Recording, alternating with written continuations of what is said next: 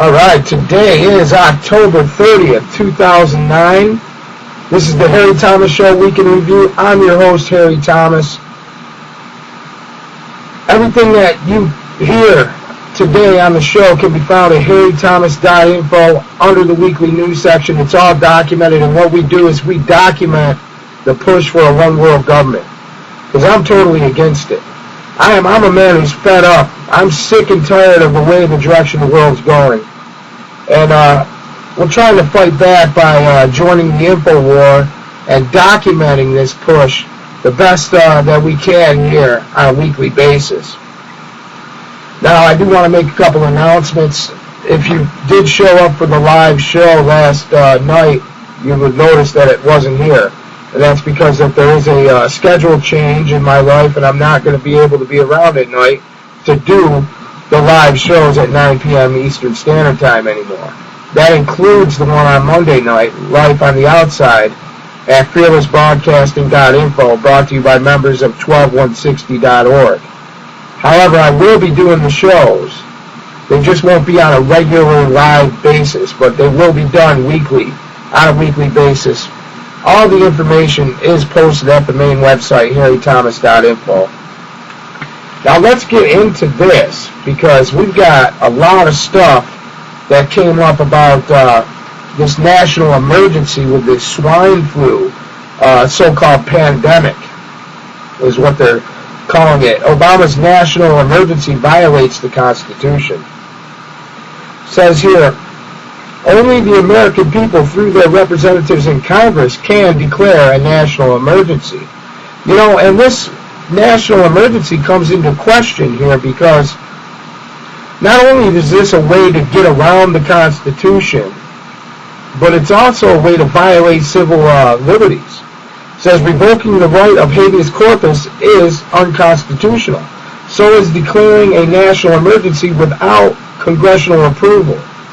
The Constitution declares the privilege of habeas corpus shall not be suspended unless, when in cases of rebellion or invasion, the public safety may require it. It may be argued that Obama is invoking the Constitution for the sake of public safety. That is, until you look at the facts. The H1N1 pandemic does not threaten the safety of most Americans. It is far less deadly than the seasonal flu. When was the last time a president declared a national emergency over seasonal flu? A state of emergency, regardless of the pretext, allows Obama to do a number of things. As Dr. Harold Rayleigh, a specialist in national government with the Congressional Research Service of the Library of Congress, he's written, quote, when the president formally declares a national emergency, he may seize property, organize and control the means of production, seize commodities, assign military forces abroad, institute martial law, seize and control all transportation and communications, regulate the operation of private enterprise, restrict travel, and in a variety of ways control the lives of the United States citizens. Now, we've been seeing this kind of stuff in continuity of government being set up over the years, and it gets more and more dictatorial as the time goes on. As you know, the former President Bush, he set up a total dictatorship under executive orders when it comes to continuity of government. And they've been setting this path with each puppet along the way over the years. The New World Order, that is. They are in control of the puppets. They're pushing for a world government. They're destroying the United States as we know it. If you're new to this information, please hang on to your seat and stay tuned to the rest of this program. It may be argued that Obama is invoking the Constitution for the sake of public safety. That is, until you look at the facts.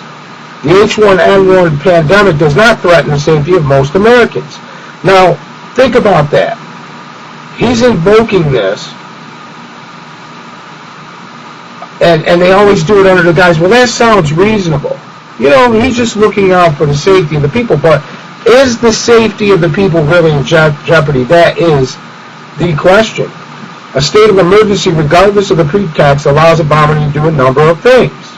And we went through that. Restrict travel, all that stuff. That stuff's unconstitutional, okay?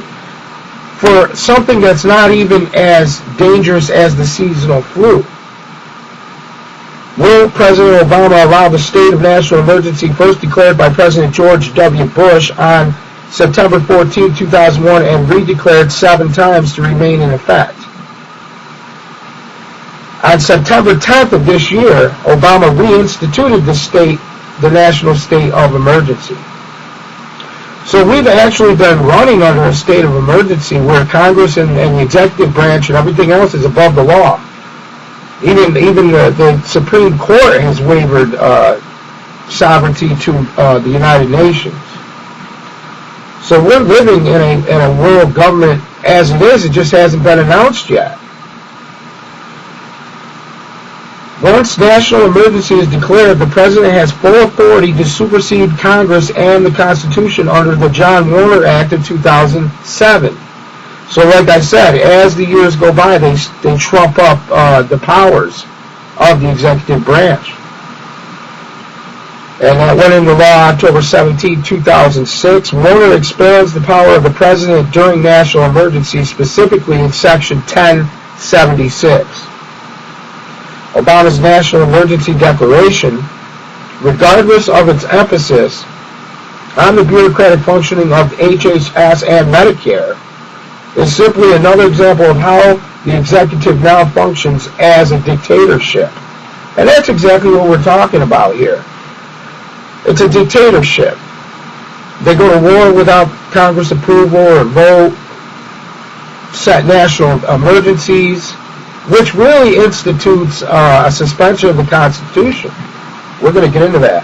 President Obama declares a national emergency over swine flu pandemic, but why? This come out of The Natural News by Mike Adams, October 24, 2009. Even though the H1N1 pandemic appears to have peaked out, U.S. President Barack Obama has now declared a national emergency over swine flu infections.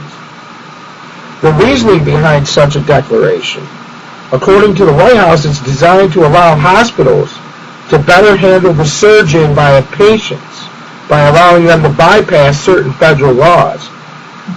Emergency powers trump the Bill of Rights. That's the public explanation, but the real agenda behind this declaration may be far more sinister. Declaring a national emergency immediately gives federal authorities dangerous new powers that can be enforced at gunpoint, including the power to force mandatory swine flu vaccinations on the entire population. That's forced inoculations. Totally a violation of your secure beings, in the Constitution. You have a right to be secure in your own being. As a human being, you have a right, period. We don't even need a Constitution to tell us that we have a right to decide what goes into our bodies or not. The power to arrest, quarantine, or involuntary transport anyone who refuses a swine flu vaccination. And I read on the show before about how they have plans in to where it's written, they haven't implemented. They're requesting to where if you don't take the shot and you don't have a way to prove that you're taking a shot, you get an RFID bracelet. If you refuse to take the shot, you get on the bus, you go to a FEMA camp. It's either take the bus or take the shot. I'm not taking either one. I don't care what kind of plans that they put up.